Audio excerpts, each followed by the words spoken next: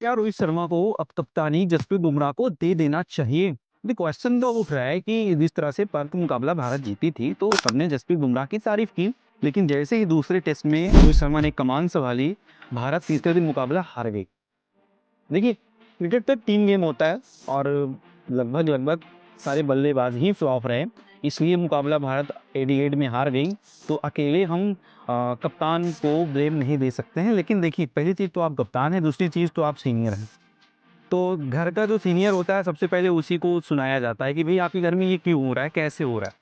और रोहित शर्मा की कप्तानी में भारतीय टीम ने लगातार 4 मुकाबले हारी है।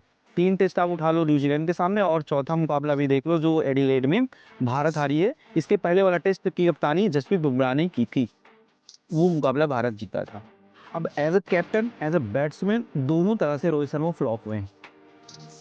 क्योंकि 3-1 से न्यूजीलैंड के सामने घर में ही हारना, ये तो बहुत बड़ा धब्बा लग चुका है भारत के ऊपर और रोहित शर्मा के ऊपर। जब भी याद की जाएगी टेस्ट के बारे में भारत में न्यूजीलैंड तब जीती, कैसे जीती, तो उसमें रोहित शर्मा का भी नाम आ जाएगा कि इनकी कप्तानी में, रोहित शर्मा की कप्तानी में न्यूजीलैंड भारत से 3-1 से सीरीज जीत करके चली गई थी। उसके बाद अभी शुरुआत हुई जब इनकी कप्तानी की ऑस्ट्रेलिया में, तो मुकाबला भारत तीसरे दिन हार गई। अब इनकी बल्लेबाजी की हम बात करें, चूँकि बल्लेबाजी के बारे में पहले बात होगी, ये करते स्पेशल बैटिंग ही है। अभी इस टेस्ट में ओपनिंग इन्होंने नहीं की, जो कि एक गलत फैसला रहा, ओपनिंग करना चाहिए था। केएल राहुल किसी भी पोजीशन पे खेल सकते हैं। गौतम गंभीर ने पहले भी बोला था कि ये ओपनिंग 3 नंबर, 4 नंबर, 5 नंबर आप कहीं पर भी खिलाओ तो इनको 5वें नंबर पे ले जाना चाहिए था। भले ही पहले टेस्ट में केएल राहुल ने अच्छा प्रदर्शन किया था, बट जब आपके पास proper opener batsman Rohit Sharma के रूप में है, इनको स्वयं ओपनिंग करना चाहिए था। बट अब तो निकल गया, वो तो मैच भारत हार चुकी है। अब तीसरे टेस्ट में इस चीज़ को सोचना चाहिए कि रोहित शर्मा को ओपनिंग करनी चाहिए कि नहीं करनी चाहिए।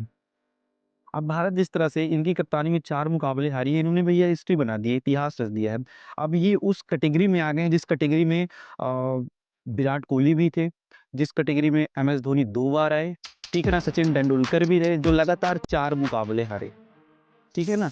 तो इस कैटेगरी में अभी आ गए हैं। सबसे पहले नंबर पे जो 6 मुकाबले हारे थे वो हैं मंसूर अली खान पटौदी, जो 1967 से 1968 तक मुकाबले भारत खेली थी, उसमें लगातार 6 मुकाबले भारत इनकी कप्तानी में हारी। उसके बाद 5 हारी सचिन तेंदुलकर की कप्तानी में, सन 1999 से 2000 के बीच में तेंदुलकर की कप्तानी में भारत ने 5 टेस्ट खेले, लगातार हार गई। उसके बाद आदित्य गायकवाड़ की कप्तानी में भारत 4 मुकाबले लगातार हारी। ये 1959 की बात है जब भारत लगातार 4 मुकाबले हारी। फिर आता है एमएस धोनी का नंबर, इन्होंने सन 2011 में लगातार 4 टेस्ट गँवाए। उसके बाद फिर इन्हीं का नंबर आता है सन 2014 में, 4 मुकाबले भारत लगातार हारी इनकी कप्तानी में।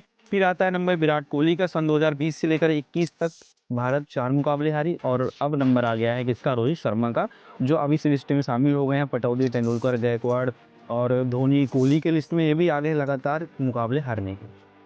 तो ये हो गई इनकी कप्तानी के बारे में, जो लगातार 4 मुकाबले भारत हारी है। अब हम बात कर लेते हैं इनकी बैटिंग की। बैटिंग कोलैप्स कर रही है, जिसकी वजह से इनके ऊपर उँगली उठ रही है कि भैया ये टेस्ट के लिए प्रॉपर नहीं है। ये टेस्ट के प्रॉपर बल्लेबाज नहीं है, इनको टेस्ट से भी संन्यास ले लेना चाहिए।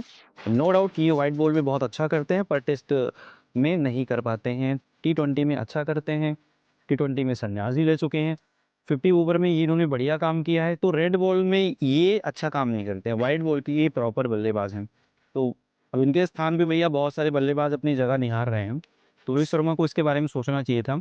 अब हम इनके लास्ट 10 इनिंग के बारे में अगर देख लें, तो किस तरह से इन्होंने कोलैप्स किया, निराश किया है, अपने फैंस को निराश किया है, भारत को निराश किया और स्वयं को भी निराश किया है। जैसे बांग्लादेश यहाँ पर भारत खेलने आई, तो वहाँ पर भी ये बहुत खासे नज़र नहीं आए थे। पहले टेस्ट में इन्होंने महज, जो बांग्लादेश खेलने यहाँ पर भारत आई थी, पहले टेस्ट में इन्होंने महज 6 रन पहली इनिंग में, 5 रन दूसरी इनिंग में, और जो आखिरी टेस्ट था दूसरा टेस्ट, उसमें पहली इनिंग में 23 रन, दूसरे में 8 रन बनाए थे। उसके बाद न्यूजीलैंड भारत का दौरा करती है, पहले टेस्ट के पहली इनिंग में 2 रन, दूसरी इनिंग में 52 रन, ये इनका हाईएस्ट स्कोर है, ध्यान दीजिएगा। ऑस्ट्रेलिया की सीरीज जो भारत खेल रही है इसको मिला करके और न्यूजीलैंड की सीरीज मिला करके, बांग्लादेश की सीरीज मिला करके इनका सबसे हाईएस्ट स्कोर है 52 रन दूसरे टेस्ट में। वो पहले टेस्ट में न्यूजीलैंड के सामने इन्होंने दूसरी इनिंग में खेला था। उसके बाद दूसरा टेस्ट की बात की जाए न्यूजीलैंड के सामने, ये पहले इनिंग में खाता नहीं खोल सके थे, उसके बाद दूसरी इनिंग में 8 रन बनाए थे। और तीसरे टेस्ट में न्यूजीलैंड के साथ बात की जाए तो ये 18 रन, उसके बाद 11 रन। और आप अभी वाला देख सकते हो कैसे ये बुरी तरह से फ्लॉप हुए हैं ऑस्ट्रेलिया की सीरीज़ में।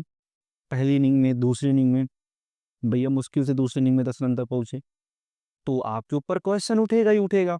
तो अब इस तरह का प्रदर्शन लेकर के आप टीम में बने हुए हो, तो ज़ाहिर-सी बात है हर कोई पूछेगा भाई ऐसी क्या वजह है जो कप्तान है इस टीम को खिलाया जा रहा है। तो मैं तो कहता हूँ आपको अपनी ओपनिंग प्लॉट नहीं छोड़ना चाहिए, ओपनिंग पर ही आप बैटिंग करो, ओपनिंग पर ही ध्यान दो, 5वें नंबर पे आप राहुल को ले जाइए। क्योंकि आप जब ओपनिंग करते हो तो आप बैटिंग में जो फ्लो नज़र आता है तेज़ बैटिंग करने का वो आप दिखाते हो। तो ज़्यादा रन भी बनाते हो भले ही कम खेल कर के आओ, पर जितना आप खेलते हो उतना बढ़िया रन बनाकर भारत के लिए आते हैं।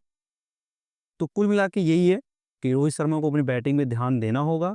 अगर नहीं अच्छा होता है तो उनको सोचना पड़ेगा कि अब हमारी जगह टेस्ट में नहीं बचती है, हमें अब समय रहते क्योंकि काफ़ी उम्र भी हो गई है तो अपने किसी साथी खिलाड़ी को मौका दे देना चाहिए। ठीक है दोस्तों, आप क्या कहना चाहते हैं इनके बारे में मुझे ज़रूर बताइएगा। बाकी मिलते हैं, आप अपना बहुत ख्याल रखिएगा।